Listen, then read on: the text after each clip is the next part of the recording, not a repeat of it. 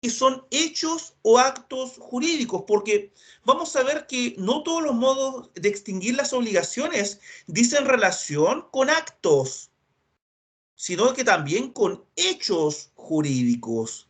De más está decir que la diferencia entre hecho y acto jurídico, ¿cierto? Son aspectos terminológicos que ustedes estudiaron a profundidad en el curso de la teoría del acto jurídico. Es decir, distinguir entre hecho jurídico y acto jurídico básicamente son conceptos básicos que deben manejar. Y por lo mismo, los modos de extinguir las obligaciones son actos o hechos jurídicos que establece la ley. Ojo, establece la ley. O sea, es el ordenamiento jurídico el que establece, regula taxativamente cuáles son estos hechos o actos jurídicos que son considerados como idóneos para disolver el vínculo jurídico que une el acreedor con su deudor en torno a una prestación. A eso nos referimos entonces con los modos de extinguir las obligaciones. Claro, en algunos casos serán actos jurídicos, por ejemplo, con el pago, ¿cierto? Con la novación, con la transacción en general. Pero en otros casos van a ser hechos jurídicos cuando nos refiramos, por ejemplo, a la pérdida de la cosa que se debe, a la prescripción extintiva, en fin. Entonces, si se dan cuenta, ¿cierto? En algunos casos, ¿cierto? Dice relación entonces con una manifestación voluntaria consciente, ¿cierto? Intencionada a producir un efecto jurídico, es decir, extinguir una obligación. Y en otros casos, ¿cierto? Dice relación con un hecho de la naturaleza o un hecho del hombre, ¿cierto? Externo a la voluntad de quienes celebraron este acto jurídico obligacional y produce, por ende, también un efecto y una consecuencia de carácter jurídica. Esto es, extinguir entonces la obligación. Así que la enumeración de estos modos de extinguir las obligaciones lo encontrarán en el artículo 1567 del Código Civil. Esta norma se ha reiterado muchas veces. Sin perjuicio de ello, entonces, establece 10 numerales donde en general nos indica que las obligaciones se extinguen, además en todo en parte. Voy a leerlo completo, artículo 1567. Toda obligación puede extinguirse por una convención en que las partes interesadas, siendo capaces de disponer libremente de lo suyo, consienten en darla por nula. Esta primera enunciación es el primer modo de extinguir las obligaciones. Si bien no está haciendo referencia al pago, pero está indicando un principio básico. Si la obligación nació por medio de una convención, parece lógico que una convención también sea el modo idóneo por el cual las partes interesadas, siendo capaces de disponer libremente lo suyo, consienten en dejarla sin efecto. El código utiliza la expresión consienten en darla por nula, pero la palabra nula o de nulidad no hace referencia a la nulidad en sentido estricto, sino simplemente la palabra darla por nula tiene un sentido en cuanto a dejarla sin efecto, en términos amplios. Por tanto, este primer modo de extinguir las obligaciones es lo que se llama en doctrina el mutuo disenso o también llamado resiliación. La resiliación o el mutuo disenso dice relación, por supuesto, con que las partes consienten libre y soberanamente en dejar, ¿cierto? Sin efecto una obligación, dejarla sin efecto. Y por tanto, entonces, si se celebra una compraventa, ¿cierto? Si se celebra una compraventa, tanto comprador como deudor, ¿cierto? Una vez celebrado el contrato, tienen obligaciones recíprocas. Cada uno tiene que cumplir, por una parte, hacer entrega de la cosa y por otra, pagar el precio convenido.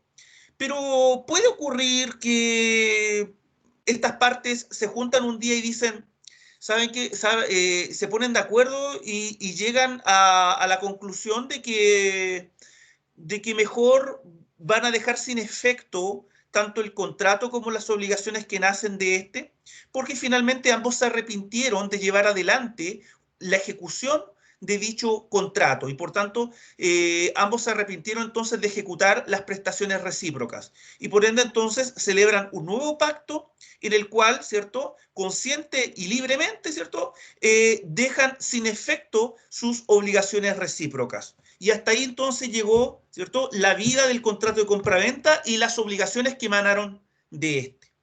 Entonces, el mutuo disenso y la resiliación, ¿cierto?, tienen este sentido. Y es a lo primero que hace alusión el artículo 1567, y esta resiliación no está en los numerales de la norma, pero está contabilizada, obviamente, dentro de este mismo artículo. Ojo, no confundir resiliación con rescisión, que rescisión dice relación con la nulidad relativa. Es sinónimo de hablar de nulidad relativa de un acto jurídico, rescisión.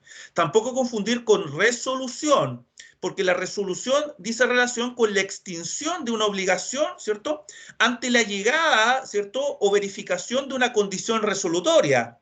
Y por lo tanto, entonces, ante esa situación, el acto o contrato, ¿cierto?, y las obligaciones que emanan de él quedarán sin efecto de pleno derecho en algunos casos, o mediante sentencia judicial en el ejercicio de una acción resolutoria. Así que no confundir ni con rescisión ni con resolución.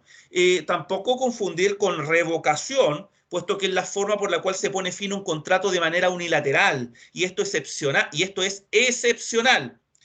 La mayoría de los contratos no admiten la revocación porque un contrato como un acto jurídico bilateral y como un acuerdo de voluntades, por regla generalísima, no permitiría entonces que quede sin efecto por la decisión unilateral de una de las partes. Lo reafirma el propio artículo 1567 que acabo de leer, lo confirma el artículo 1545 del Código Civil, que establece el principio de intangibilidad. Así que, dada esta circunstancia, ¿cierto?, la revocación es una manera especialísima y excepcionalísima de poner fin a un contrato por voluntad unilateral. Por ejemplo, el contrato de mandato puede terminar por revocación del mandante. ¿Se dan cuenta? Una forma unilateral. El contrato de arrendamiento también puede quedar sin efecto por el desahucio, que es una forma de revocación.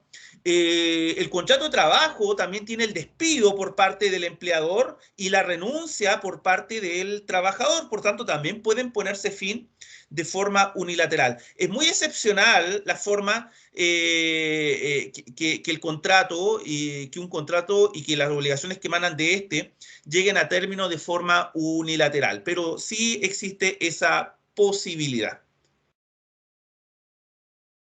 Bien, entonces no confundir entonces resiliación, que también se llama mutuo disenso, entonces ni con rescisión, ni con resolución, ni con revocación. Bien, creo que hay otro término que podría confundirse, pero por el momento no me viene a la memoria.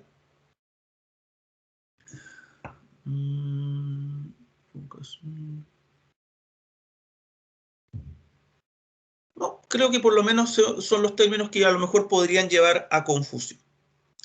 Bien, la enumeración que establece este artículo indica que las obligaciones se extinguen además en todo parte por la solución o pago efectivo, número 2 por la novación, número 3 por la transacción, número 4 por la remisión, número 5 por la compensación, número 6 por la confusión, número 7 por la pérdida de la cosa que se debe, número 8 por la declaración de nulidad o por rescisión, número 9 por el evento de la condición resolutoria, número 10 por la prescripción.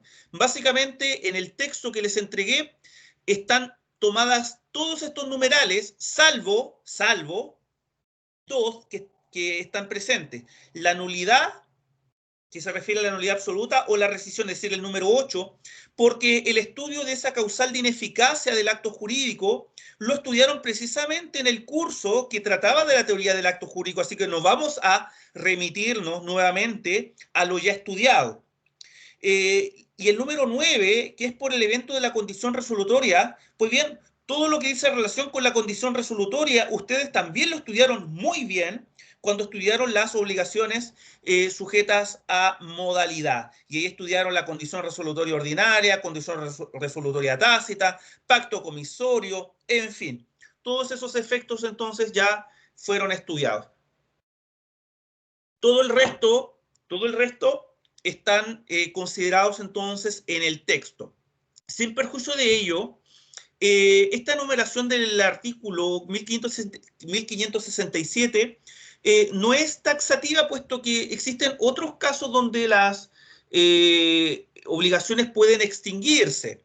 Uno es el caso, por ejemplo, de la dación en pago, que no es más que una modalidad del pago. Las modalidades del pago se estudian a propósito del pago, pero la dación en pago es otra modalidad que emana del principio de la autonomía de la voluntad, donde básicamente si las partes están de acuerdo, el acreedor perfectamente puede aceptar una cosa distinta a lo debido, siempre y cuando esté de acuerdo. Si está de acuerdo, se produce lo que en doctrina se llama la dación en pago, es decir, se le paga con un objeto distinto al convenido, en tanto en cuanto acreedor y deudor se encuentren de acuerdo. En otras palabras, mientras confirme con su aceptación y asienta el acreedor.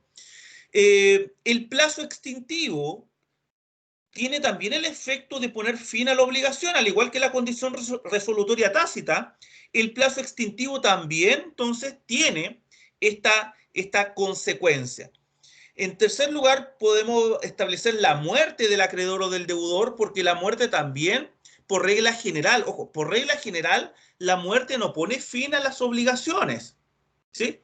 Ni tampoco el crédito, puesto que recuerden que los herederos son los continuadores jurídicos de la personalidad del causante, del difunto. Pero hay ciertas obligaciones que sí se extinguen con la muerte de una persona, ¿sí? Sobre todo cuando se trata de obligaciones de carácter intuito persona, ¿sí? Entre otras. También está la voluntad unilateral de una de las partes, a lo que yo me refería también. Ya me había explayado en este punto. Así que, en general, pueden haber otros modos de extinguir las obligaciones, por supuesto, sin perjuicio de que la ley puede siempre establecer una nueva forma, aunque creo yo que es bastante exhaustivo el plexo de modos de extinguir, ya sea los que están en la norma del artículo 1567 como los que están en otras normas diseminadas por el Código Civil o leyes especiales. Muy bien, bajo toda esta visión, los modos de extinguir pueden clasificarse. Pueden haber muchas clasificaciones, pero yo tomé en cuenta en la guía básicamente tres. La primera dice relación con los modos de extinguir satisfactorios y no satisfactorios. ¿A qué apunta esta clasificación? Dice relación si importa o no un sacrificio económico por parte del deudor en orden directo a extinguir la obligación. Por ejemplo, un modo de extinguir satisfactorio podrá ser el pago, la novación, la compensación, la confusión, porque en todos ellos implica que el deudor debe entonces sacrificar, ¿cierto?, parte de su patrimonio con la finalidad entonces de cumplir, perdón, con la finalidad de extinguir la obligación. El pago por antonomasia es un modo satisfactorio porque el crédito del acreedor termina siendo satisfecho, por tanto es satisfactorio. El pago, por supuesto, pero la novación, la compensación y la confusión producen los mismos efectos que el pago, así que bajo esta idea, ¿cierto?, lo podemos conformar. A diferencia de los modos no satisfactorios, donde está la remisión, que es básicamente el perdón de la deuda que hace el acreedor y también produce el efecto de extinguir la obligación, la pérdida de la cosa que se debe cuando es a causa de un caso fortuito. Y también podemos sumar aquí a la prescripción extintiva. Veamos la segunda clasificación que dice relación con modos convencionales y no convencionales. Esta clasificación se aborda bajo el criterio de si existe o no un acuerdo entre acreedor y deudor de forma respectiva y recíproca. Por tanto, pueden haber algunos que son de carácter convencional, ¿sí?, como podrá ser por antonomasia la resiliación y el pago, ¿sí? Ahora, el pago, por regla general, es voluntario, implica que es una convención. Después van a ver ustedes que hay ciertas modalidades del pago donde la voluntariedad en aceptar el pago por parte del acreedor está ausente, pero aún así es una modalidad.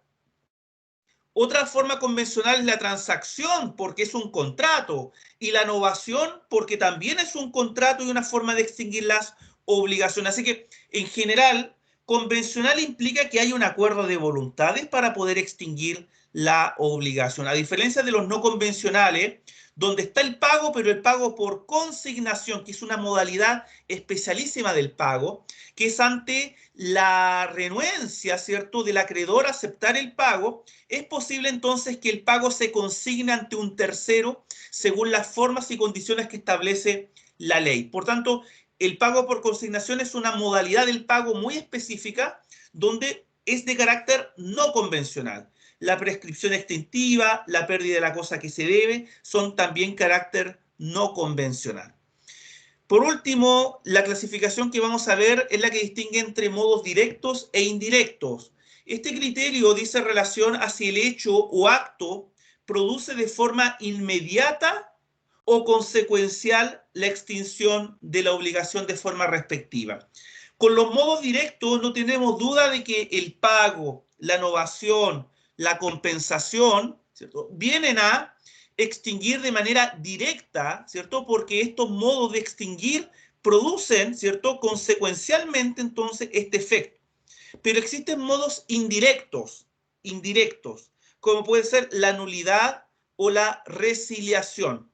Por ejemplo, la nulidad, ¿cierto? Uno interpone la nulidad del acto buscando el propósito mismo de la nulidad, es decir, que se retrotraigan los efectos, ¿cierto?, de todos los actos, ¿cierto?, que se han celebrado con omisión de los requisitos que establece la ley.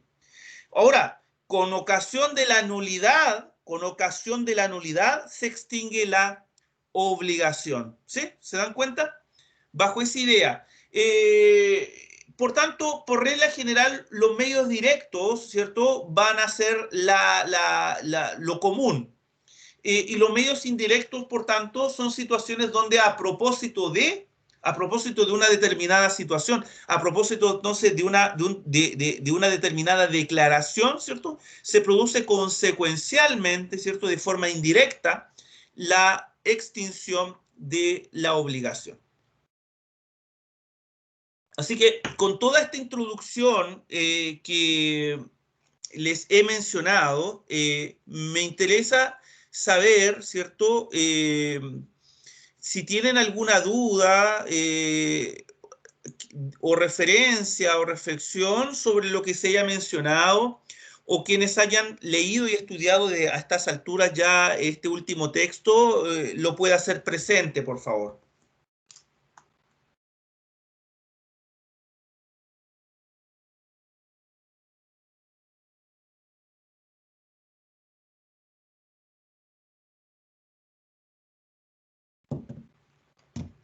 Esperan un momento que voy a cargar mi celular y vuelvo inmediatamente.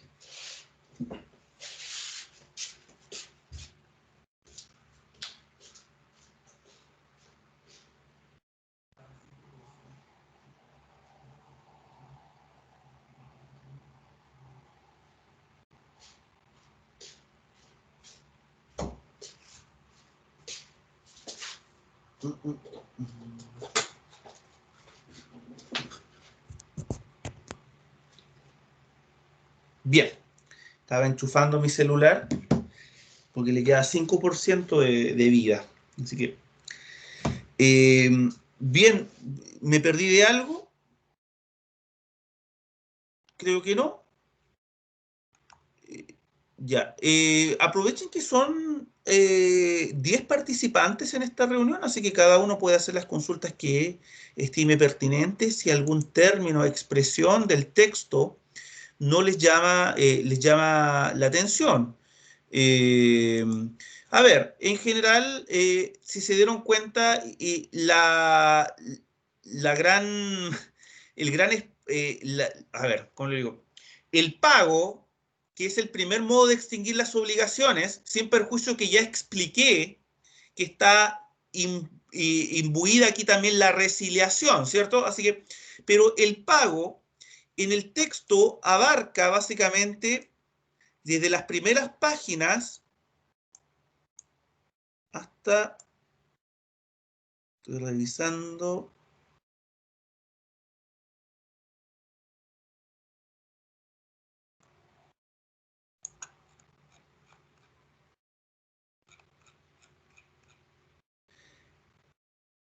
hasta la página 16, o sea, más de la mitad. Más de la mitad de la guía se refiere al pago. Así que, si se dieron cuenta, por supuesto que el pago, para mí, va a ser el principal, ¿cierto?, modo de extinguir las obligaciones, ¿cierto?, que ustedes deben manejar. El principal y de los más importantes, porque el pago tiene muchas reglas. Es decir, ¿cuándo se debe hacer el pago? ¿Cómo se debe hacer el pago? ¿Por quién se hace el pago? ¿Hacia quién se hace el pago? ¿En qué lugar se realiza el pago? ¿Y cuál es el día en que debe realizarse el pago? O sea, hay muchas preguntas, ¿cierto? Que todo está normado y reglado de forma dispositiva, ante la ausencia de cualquier regulación o cláusula especial que las partes se hayan dado. Y por tanto, ante el silencio de las partes sobre todos estos temas, la ley viene a suplir todas estas situaciones. ¿Qué pasa si el pago, en general, el acreedor está renuente, ¿cierto?, a recibir el pago? También se encuentra regulado. En fin, todas estas situaciones, entonces, si se dieron cuenta, el pago viene siendo uno de los modos de extinguir más importantes.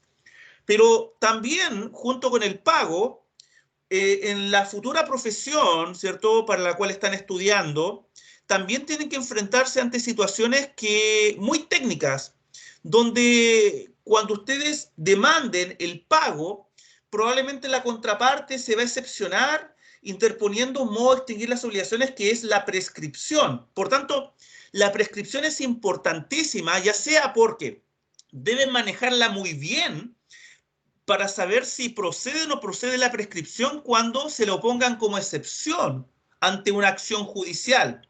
O bien ustedes sean los defensores, abogados defensores del demandado, y puedan básicamente darse cuenta si ha prescrito o no ha prescrito la acción, ¿cierto?, de cobro, de indemnización, en fin, de lo que sea. Por tanto, se van a dar cuenta que también el último modo de extinguir que está mencionado en el texto es la prescripción extintiva. Y se van a dar cuenta que van a haber distintos plazos de prescripción de acuerdo a la naturaleza de la acción. Sin embargo, ustedes deben recordar que la regla general en materia de acciones civiles y acciones personales, es de 5 años contados desde la fecha en que la obligación se hace exigible. Esa básicamente es la regla general en materia de prescripción. Obviamente se tienen que dar todos los requisitos, que obviamente no haya habido interrupción de la prescripción, no haya habido suspensión de la prescripción, y por lo mismo entonces debe existir inactividad por parte del acreedor, ¿cierto?, para que ocurra esto. Entonces, dándose todos esos requisitos, ¿cierto?, el juez entonces va a declarar la prescripción de la obligación. Recuerden que la prescripción se puede interponer tanto como acción y también como excepción. Así que, teniendo eso en cuenta. Así que, entre pago y prescripción, que son los más importantes, obviamente yo agregaría el tercero, que es la pérdida de la cosa que se debe. ¿Por qué? Porque cuando uno se refiere a la pérdida de la cosa que se debe, que está enumerada, por supuesto, en el artículo 1567, número 7 del Código Civil, se está refiriendo básicamente a un modo de extinguir las obligaciones que en doctrina se le denomina imposibilidad de cumplimiento.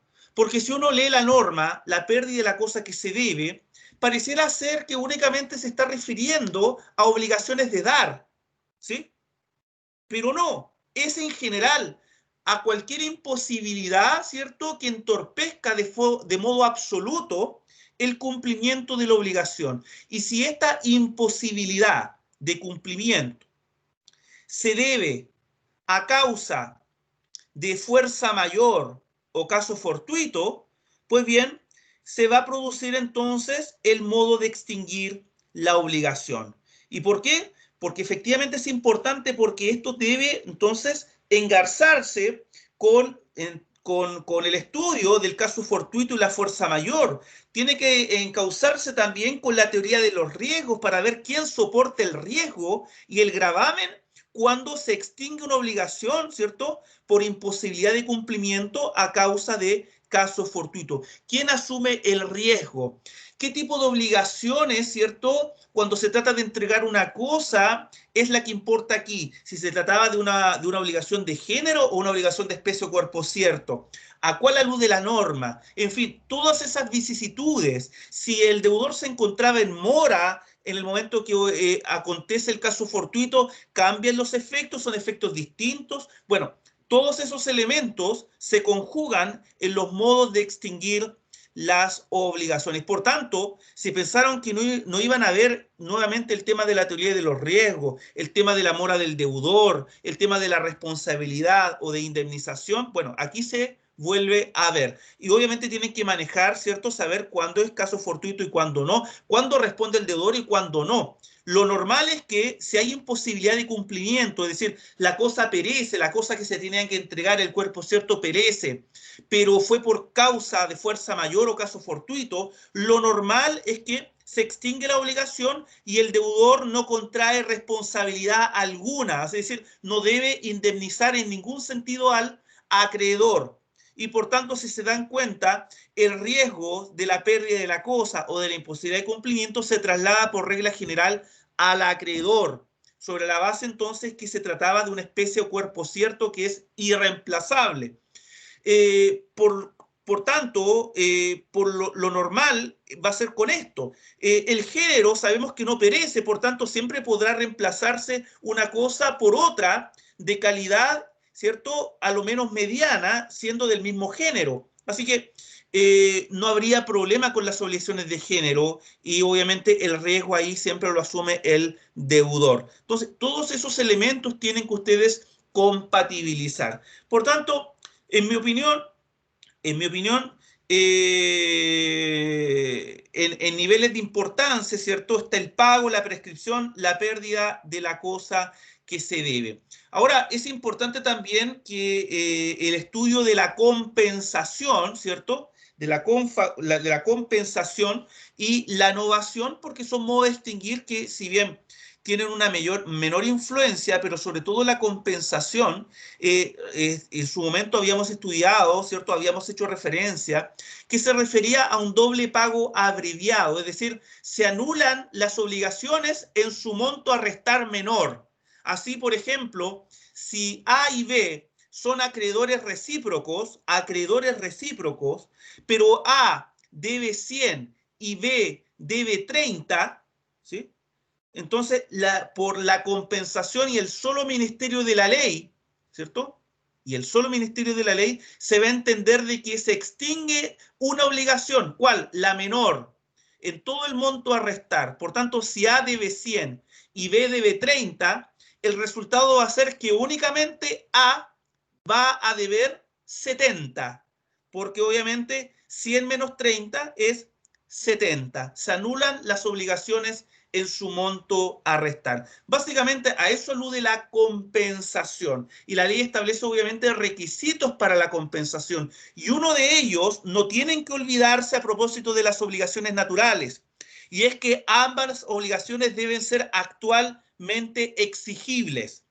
Y si el requisito es la exigibilidad, la pregunta es, ¿pueden compensarse las obligaciones naturales? La respuesta es que no, porque recordarán que las obligaciones naturales obviamente carecen de acción, carecen de exigibilidad y por ende entonces desde el punto de vista de su eficacia en cuanto a la acción o exigibilidad, carecen de esta. Así que tengan en cuenta que obligaciones naturales no pueden compensarse. Así que aludiendo a ese término. La novación en general, ¿cierto?, dice relación como un modo de extinguir las obligaciones donde las partes, ¿cierto?, consienten, ¿cierto?, en extinguir una obligación, pero al mismo tiempo hacen nacer una nueva obligación diferente, ¿sí? Por tanto, si se dan cuenta, la novación, novar es sinónimo de cambiar, ¿cierto? De renovar, ¿cierto? Y por tanto, la novación tiene ese propósito. Es una convención, en tanto tiende y tiene por objetivo extinguir una obligación, pero también tiene la naturaleza de un contrato. ¿Por qué? Porque también hace nacer nuevas obligaciones. Por tanto, la novación tiene un doble sentido. Extingue, por un lado, la obligación primitiva, pero también al mismo tiempo hace nacer una nueva obligación. Ojo, es una nueva obligación, no es la misma con ciertas modalidades, con un plazo mayor, con un plazo menor. No, se extingue la primera y nace entonces en reemplazo de esta una nueva obligación, una nueva obligación. Por tanto, se podrá novar en cuanto al objeto de la obligación, pero también se puede novar en cuanto a los sujetos. Los sujetos de la obligación también pueden ser novados, pueden ser reemplazados.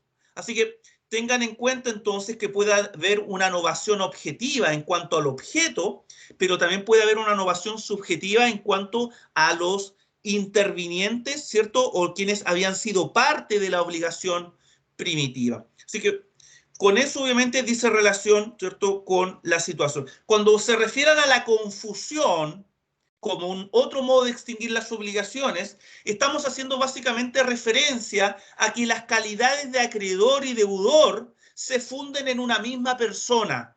Y por ende, entonces, la confusión opera por el solo ministerio de la ley, si se dan cuenta. Así que la confusión, ¿por qué se habla de confusión? Porque se funden, ¿cierto?, en una misma persona las calidades de acreedor y de deudor. Entonces, ¿uno puede ser acreedor y deudor de sí mismo? En principio, entonces, teóricamente sí, pero la ley entiende que si es un mismo sujeto de derecho en el cual recae la calidad de acreedor y deudor, es decir, se tiene el crédito y además la deuda referente al mismo crédito, la ley entiende entonces que se extingue por ese mismo hecho la obligación. ¿Cuáles son los ejemplos ante una confusión? Puede ser muy simple. Por ejemplo, mi acreedor fallece y me deja como heredero. Mi acreedor fallece y me deja como heredero. Si me deja como heredero, dentro entonces del patrimonio, dentro de la herencia, dentro de esta universalidad que yo adquiero por causa de muerte, está por supuesto el crédito que detentaba contra mí. Pero si ahora entonces yo heredo toda esa masa hereditaria, significa entonces que también soy titular del crédito contra mí mismo. Entonces, si tengo un crédito contra mí mismo, la ley entiende que por ese solo hecho se extingue la obligación, porque no me voy a demandar a mí mismo al tribunal. Sería un contrasentido. Entonces, ante esa situación opera la confusión. Luego tenemos, por ejemplo, la transacción. La transacción es un contrato por el cual se pone fin a un litigio pendiente, a un litigio pendiente, ¿cierto? Por tanto, entonces, o se precave un litigio eventual. Así que la transacción puede darse en un contexto judicial, pero también puede darse en un contexto extrajudicial. Y como la misma palabra indica transacción, ¿cierto?, implica entonces que ambas partes puedan transar y ceder en sus expectativas y pretensiones con el fin de llegar a un acuerdo. Por tanto, cuando uno se habla de una transacción, básicamente es un modo de composición, ¿cierto?, de los conflictos, es una forma de componer los conflictos, ¿cierto? Y por tanto es una alternativa a la jurisdicción, ¿sí? Es lo que se le llaman los equivalentes jurisdiccionales, pero estos son equivalentes jurisdiccionales que dependen de las propias partes. Y por tanto, mediante la transacción, ¿cierto?, se pone fin a un litigio pendiente o se precave uno eventual. Siempre se ha dicho que un mal acuerdo es mejor que un buen juicio. Eso es hasta por ahí nomás, porque obviamente un mal acuerdo puede dejar muy mal parada a una de las partes. Así que la idea de una transacción es que las partes de forma razonable, ¿cierto?, lleguen al mejor punto de acuerdo. Y obviamente implica que ambas partes deben ceder. Si de eso se trata, transar, ¿sí? Porque obviamente hay gente que mal entiende, que quiere llegar a un acuerdo y quiere ganar todos los puntos que uno llevaba a la mesa. Por eso obviamente las cosas no avanzan. Si uno va dispuesto a transigir, significa que algunos de los puntos que yo pretendía y que consideraba legítimo para mí, tengo que ceder en ellos porque la otra parte va a hacer lo mismo. Y de eso se entiende la buena fe de una negociación, en una transacción. Y por tanto el producto va a ser un contrato porque la transacción tiene la naturaleza jurídica de un contrato. Lo mismo ahora hablando de la remisión. La remisión de la deuda dice relación con el perdón de la deuda. Remitir es sinónimo de condonar. Remitir una deuda es sinónimo de perdonar. Por tanto, es el acreedor el que voluntariamente, soberanamente, siendo capaz de disponer lo suyo y que dicha renuncia a su crédito solamente mira en su interés, entonces perdona, remite o condona la deuda entonces a su deudor. Por tanto, esta expresión de magnanimidad, de misericordia, de parte del acreedor no es muy frecuente. Por regla general, uno termina perdonando la deuda cuando son deudas entre familiares. El padre le perdona la deuda al hijo, ¿sí? O el hermano, ¿cierto?, le perdona la deuda a su hermano, porque finalmente termina ya convencido que no me va a pagar y no lo voy a torturar más entonces con esta deuda. Bueno, en general, entre amigos es muy difícil que se perdonen las deudas porque a veces las deudas terminan rompiendo la amistad. Así que no es muy buena idea, si ustedes tienen un buen amigo, ¿cierto?, pedirle, ¿cierto?, un préstamo. Y cuando hablo de un préstamo, me estoy refiriendo a un préstamo que tenga una cierta cuantía, ¿cierto? Un cierto peso. Pero en general, bueno, las relaciones humanas, ¿cierto?, tienen esa complejidad. En general, creo que revisando entonces hemos hecho mención, ¿cierto?, básicamente a todos los modos de extinguir las obligaciones. He hecho mucha mención a la prescripción extintiva, puesto que ya lo vimos a propósito de las obligaciones naturales, pero aquí ustedes lo van a tener que ver un poco a mayor profundidad. El pago, por supuesto, como ya dije, ocupa más de la mitad del estudio, porque básicamente luego de estudiarse el pago en su sentido natural y obvio, con todas las reglas que implica, lugar, época, gastos del pago, quién debe hacer el pago, ante quién se hace el pago, todas esas preguntas que la ley se encarga de responder. ¿Cuál es el objeto del pago? Es decir, ¿con qué debo yo pagar? También la ley se encarga entonces de regularlo. Pero luego vienen entonces las llamadas modalidades del pago, que una de ellas es el pago por consignación, ¿cierto? Que básicamente implica que se puede pagar aún contra la voluntad del acreedor cuando el acreedor está ante una negativa, no comparecencia, o no se tiene certeza dónde se encuentra el acreedor. Entonces, ante toda esa situación, entonces, el pago por consignación tiene, entonces, una aplicación muy práctica. Así que, luego del pago por consignación, tenemos el pago por subrogación. Subrogación dice relación, ¿cierto?, con reemplazar, sustituir. Subrogar una persona significa ocupar el lugar de esta.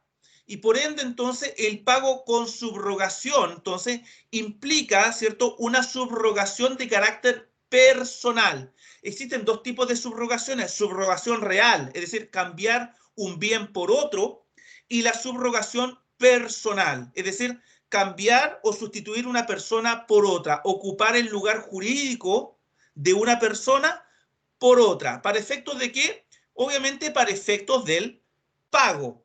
Por tanto, la subrogación personal es la sustitución de una persona por otra que jurídicamente ocupa su lugar. Así entonces, cuando quien paga no es el deudor, sino que un tercero interesado o extraño al propio deudor, pero con dineros que un tercero le suministra, la obligación se extingue respecto del acreedor, pero se crea luego una relación jurídica entre el que hizo el pago o prestó el dinero para con el deudor, porque obviamente si una persona va a sustituir al deudor para extinguir la obligación, es evidente que luego de extinguida la obligación, ¿cierto?, se van a dar relaciones jurídicas internas entre quien hizo el pago y el deudor. Esto es muy similar a la solidaridad pasiva, ¿cierto?, que es lo que ocurría entonces cuando un codeudor pagaba entonces o extinguía la obligación mediante el pago. Después se tenían que ver todas las relaciones internas, ¿cierto?, una vez extinguida la obligación. Así que el pago por subrogación parte de esa base. Y es importante porque pueden haber casos donde la subrogación es de carácter legal, es decir, opera por el solo ministerio de la ley, por el solo ministerio de la ley. Así que, en general, por ejemplo, el artículo 1610 establece todos los casos donde opera la subrogación de carácter legal, la subrogación de carácter legal. Entre ellas, precisamente, está la situación del pago, ¿cierto?, que realiza uno de los codeudores. Uno de los codeudores. Es el número 3 del artículo 1610, es decir, el pago de una deuda a la que estaba obligado solidaria o subsidiariamente. Así que se puede estar obligado de forma solidaria, es decir, con la solidaridad pasiva, o de forma subsidiaria, es decir, por ejemplo, mediante una fianza. Así que ahí tenemos la segunda modalidad del pago. La tercera modalidad del pago es el pago con beneficio de competencia. Esta básicamente es una modalidad del pago que viene a ser una excepción a la regla en cuya virtud el pago debe ser total, porque dentro de los principios del pago está el principio de la integridad del pago, es decir, el pago debe ser íntegro, el pago debe ser total.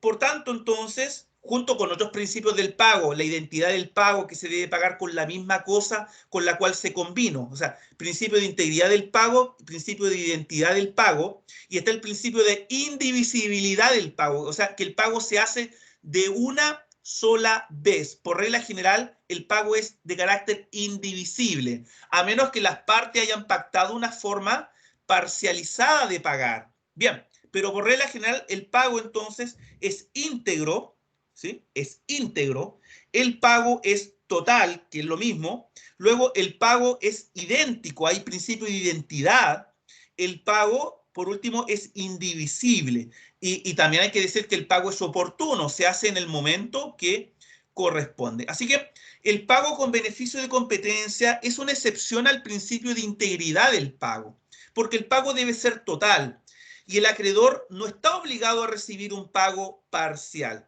Pero como excepción, el artículo 1625 se refiere al pago con beneficio de competencia y lo define básicamente: el beneficio de competencia es el que se concede a ciertos deudores, o sea, no a todos, a ciertos deudores, para no ser obligados a pagar más de lo que buenamente puedan, dejándoseles en consecuencia lo indispensable para una modesta subsistencia según su clase y circunstancias y con cargo a devolución cuando mejoren fortuna. Básicamente, este es un pago con beneficio. El beneficio de competencia implica que determinadas personas, ¿cierto?, están autorizadas para pagar solamente aquello de lo que buenamente puedan.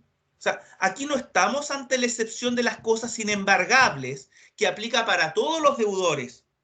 No, aquí estamos por sobre el estándar de los bienes inembargables. Aquí estamos ante una situación entonces de pagar lo que buenamente puedan. Básicamente, quienes son deudores pueden seguir subsistiendo con ciertos bienes en su patrimonio. Más allá entonces de los inembargables, más allá. Entonces, son ciertos deudores los que gozan con el beneficio de competencia y es la propia norma la que se encarga entonces de establecer quiénes son estas personas. Voy a dar simplemente como ejemplo el cónyuge no separado judicialmente por culpa.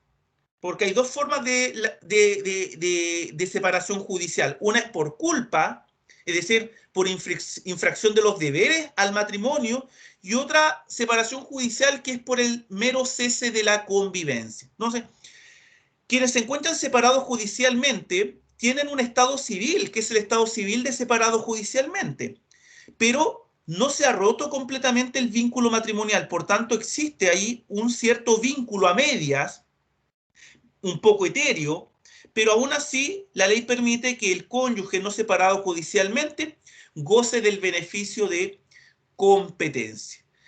En general también quienes gozan del beneficio de competencia son los hermanos, ¿sí? Por el solo hecho de ser hermanos. Así que ante una situación como esa, entonces, no es para todos los deudores este beneficio.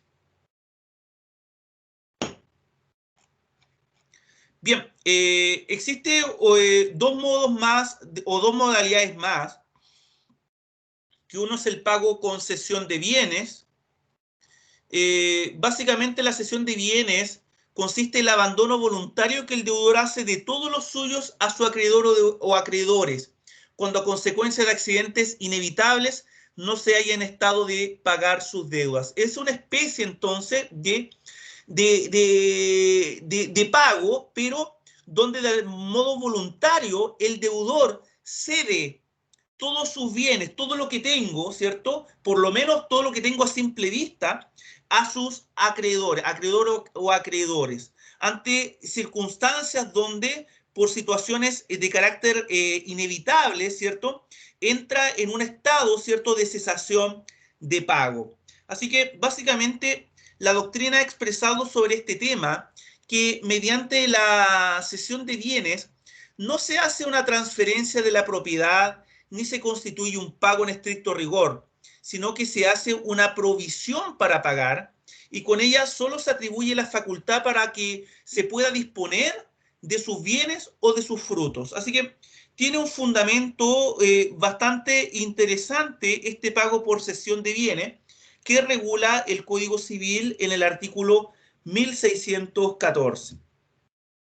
Y por último, tenemos la dación en pago como última modalidad del pago, que básicamente no es otra forma que realizar el pago como excepción al principio de identidad. Es decir, que yo debo pagar con la misma cosa o debo pagar con la misma prestación a la cual obviamente yo me obligué. Por tanto, yo no puedo cambiar el objeto de la obligación porque a mí se me ocurra, ¿cierto? O porque a mí me da la gana. El acreedor está obligado, o sea, perdón, el acreedor tiene derecho a no aceptar, ¿cierto?, una cosa distinta a la cual se estaba jurídicamente obligado a hacer o a dar.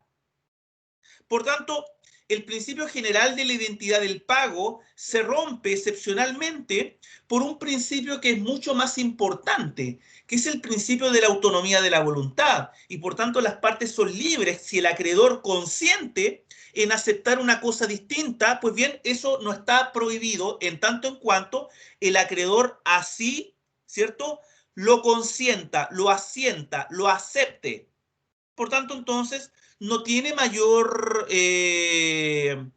profundidad este tema, más allá de circunstancias de entender cuál es la naturaleza jurídica de la dación en pago, si estamos ante una novación, si estamos ante la misma obligación, son discusiones ya de carácter doctrinaria. Y por tanto, los efectos de todas estas modalidades del pago, pues bien, producen los mismos efectos del pago, ya que el acreedor, sobre todo en este último caso de la dación en pago, acepta que el deudor extinga su obligación con una cosa o prestación distinta a la debida. Lo importante es que se extingue la obligación en los mismos términos, ¿cierto?, que el pago, ¿cierto?, ordinario, que el pago, ¿cierto?, bajo su regulación común.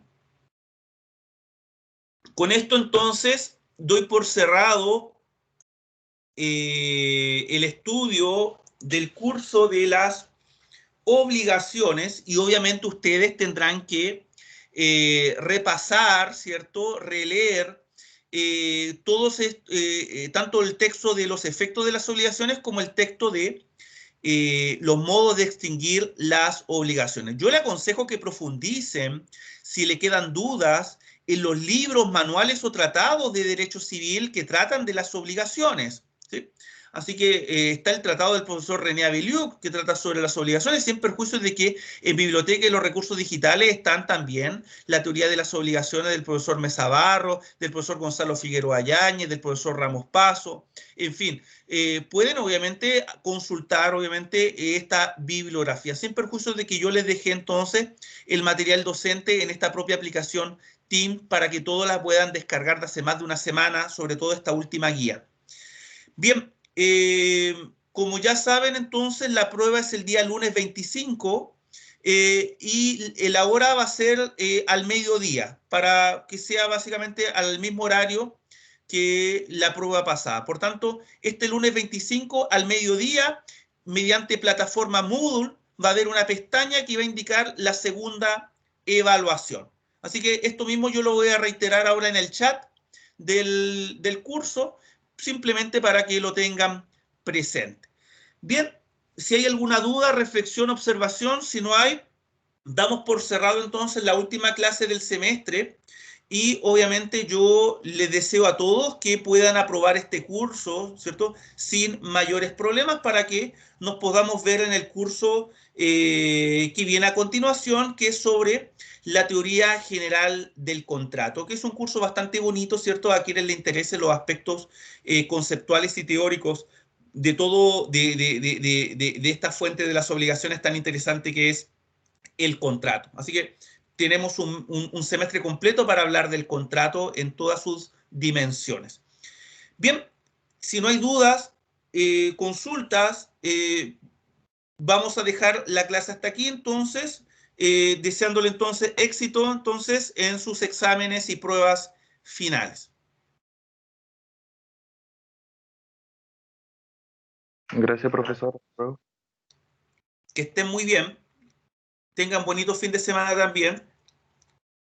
Gracias, profesor, que estés bien. Chao, chao. Adiós. Voy a cortar primero la grabación.